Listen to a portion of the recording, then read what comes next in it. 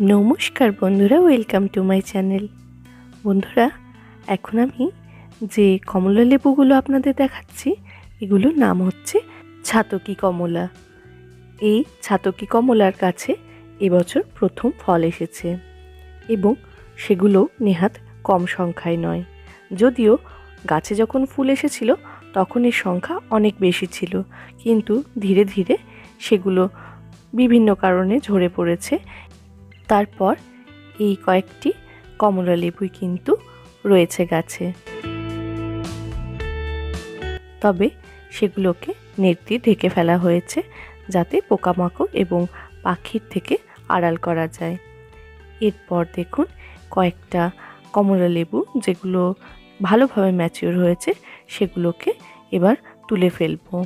দেখব যে আসলে এই গাছের ফল ঠিক কতটা মিষ্টি।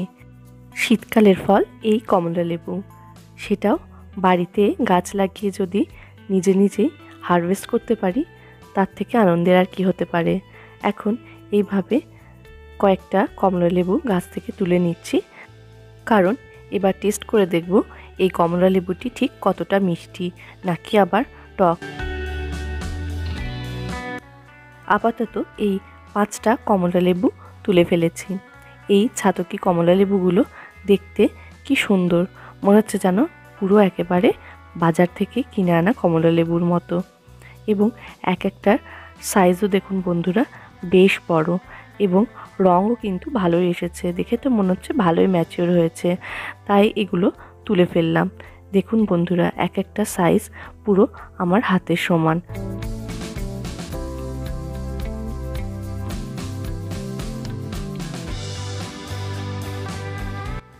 বন্ধুরা, এবার টেস্ট করে দেখার পালা যে ছাতকি কমলা লেবুগুলো তুললাম সেগুলোর টেস্ট কেমন। সেজন্য নিয়ে নিলাম একটা কমলা লেবু এবং সেটার খোসা ছাড়িয়ে ফেললাম এবং টেস্ট করলাম যে এটা আদৌ কি ততটাই মিষ্টি যতটা শুনেছিলাম।